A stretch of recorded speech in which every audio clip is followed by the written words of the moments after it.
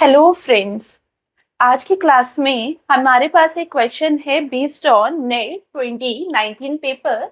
यहाँ पे हमें बोला है कि मार्जिनल रेवेन्यू निकालिए at x is equal to 4 और हमारे पास क्या दिया है, हमारे पास डिमांड फंक्शन दिया है।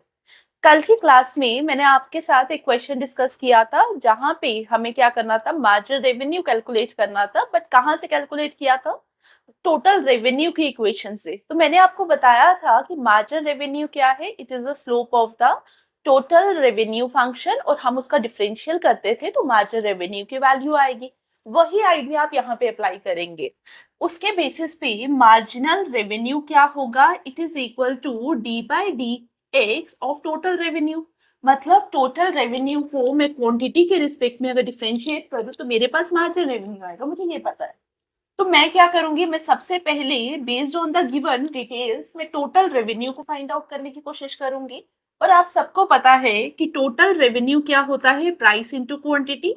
अब यहाँ पे मेरे पास जो डिमांड फंक्शन दिया है, यहाँ पे क्या है, P is dependent variable and X is the independent variable.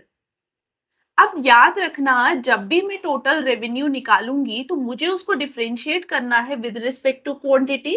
और हमेशा हम ट्राई करते हैं कि यहाँ पे हमारी जो इक्वेशन है वो इस फॉर्म में दी हो जहाँ पे P डिपेंडेंट हो और X इंडिपेंडेंट हो।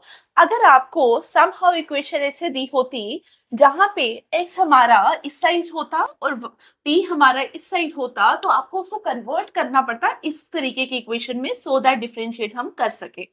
तो हमारे पास क्या है, P is equal to 30 minus 3x into x which is equal to 30x minus 3x square. अब मुझे मार्जिनल रेवेन्यू निकालना है, इसका डिफरेंशियल करूंगी मैं d by d x of 30x minus 3x square which is equal to 30 minus 6x। अब मुझे उन्होंने एक और चीज बोली कि at x is equal to 4 find out करिए। At x is equal to 4 marginal revenue मेरा क्या बन जाएगा, 30 minus 6 into 4 which comes to be 6।